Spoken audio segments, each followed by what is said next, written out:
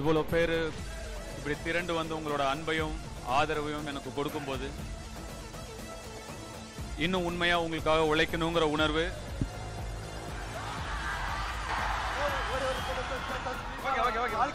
ஒரு போட்டோ எடுக்கணும்.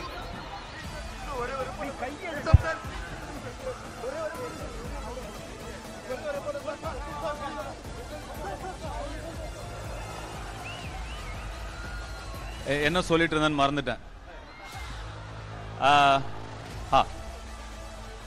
உங்களுடைய அன்புக்கும் ஆதரவுக்கும் உண்மையா உழைக்கணுங்கிற உணர்வு ஏற்கனவே இருந்தாலும் இப்போ இவ்வளவு பேரை பார்க்கும்போது இன்னும் அது ஆழமா எனக்கு தோணுது.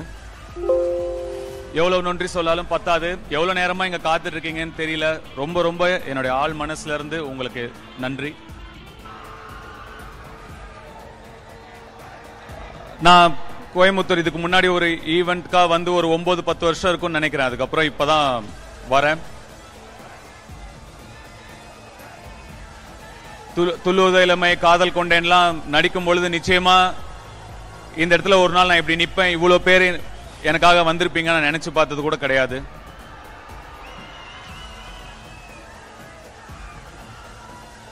ரொம்ப நெகிழ்வா இருக்கு. ட்ரெய்லர் பிடிச்சதா உங்களுக்குலாம்?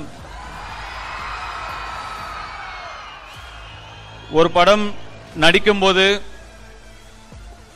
உங்களுக்கு பிடிக்கணும் அப்படிங்கிற நினைப்பில் மட்டுமே ஒரு மொத்த யூனிட்டுமே இயங்கும். ஒரு படம் இயக்கும் போது அந்த உணர்வு இன்னும் ஒரு 100 மடங்கு அதிகமா இருக்கும். அந்த ரெஸ்பான்சிபிலிட்டி இன்னும் 100 மடங்கு அதிகமா இருக்கும்.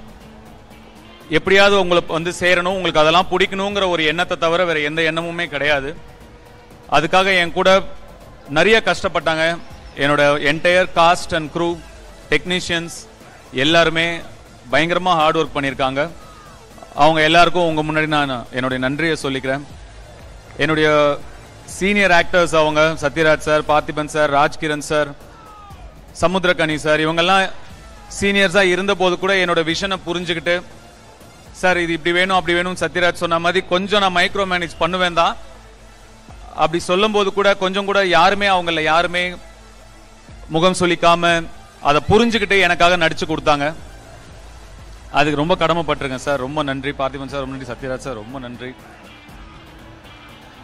இன்னும் நிறைய பேர் இந்த படத்துக்காக நிறைய உழைச்சிருக்காங்க. அவங்களுக்கு எல்லாம் என்னுடைய நன்றி. அது என்னன்னு தெரியல, நான் வந்து சமைக்கணும்னு தான் எனக்கு ஆசை, ஷெஃப் ஆகணும் தான் எனக்கு ஆசை. அந்த ஆசை இருந்ததுனாலயோ என்னவோ தொடர்ந்து நமக்கு சமைக்கிற மாதிரியே படங்கள் அமைஞ்சுக்கிட்டே இருக்கு.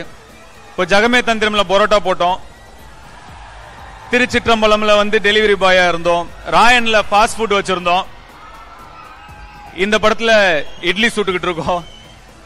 எனக்கு நான் எழுதிக்கிறதும் அந்த மாதிரி தான் இருக்கு. வேற டைரக்டர்ஸ் அப்ரோச் பண்ணும்போது அந்த மாதிரி அது மேனிஃபெஸ்டேஷன், அதாவது நம்ம என்ன நினைக்கிறோமோ அதுவா நம்ம மாறுறோம். எண்ணம் போல் வாழ்க்கை அப்படின்னு சொல்றேன் இல்லையா? மேனிஃபெஸ்டேஷனோட பவர் அப்படிங்கிறது என்னவோ அது நான் நடிகனான பிறகும் கூட அது என்ன தொடர்ந்துகிட்டே இருக்கு. இளைஞர்கள் வந்து நிச்சயமா மேனிஃபெஸ்ட் பண்ணணும். நம்ம என்னவா வாழ்க்கையில ஆக விரும்புறோம், நம்ம என்ன சாதிக்க விரும்புறோம் அப்படிங்கறத நம்ம மேனிஃபெஸ்ட் பண்ணணும், நம்ம நம்பணும். ஆல்ரெடி அது நடந்துட்டா மாதிரி நம்ம நம்பணும். அதுக்காக கடுமையா உழைக்கணும்.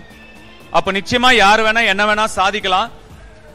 அதை மெடிடேட் பண்ணுங்க, ஒர்க் அவுட் பண்ணுங்க. இதெல்லாம் வந்து உங்களுடைய கோலுக்கு, நீங்க சாதிக்க நினைக்கிற விஷயங்களுக்கு உங்களுக்கு சீக்கிரமா கூட்டிட்டு போகும். சோ மேனிஃபெஸ்ட் பண்ணுங்க, ஹார்ட் ஒர்க் பண்ணுங்க. கருத்து சொல்றானேன்னு நினைக்காதீங்க. என் வாழ்க்கையில எனக்கு நடந்தது உங்களுக்கு சொல்றேன். கண்டிப்பா இதெல்லாம் நீங்க ஃபாலோ பண்ணுவீங்கன்னு நான் நம்புறேன். சத்யராஜ் சார் சொன்ன மாதிரி என்னுடைய ரசிகர்கள் யார் வம்புக்கும் போக மாட்டாங்க.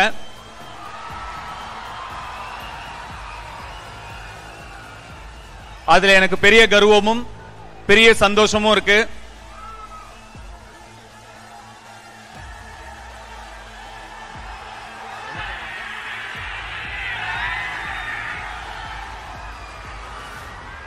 இந்த இட்லி கடை ரொம்ப ஒரு சிம்பிளான படம், ஒரு ஹம்பிளான படம், ஒரு சாதாரண படம்.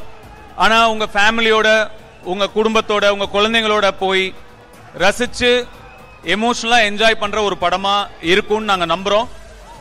உங்களுக்கு எல்லாம் இந்த படம் கண்டிப்பா பிடிக்கும்னு நாங்க நம்புறோம்.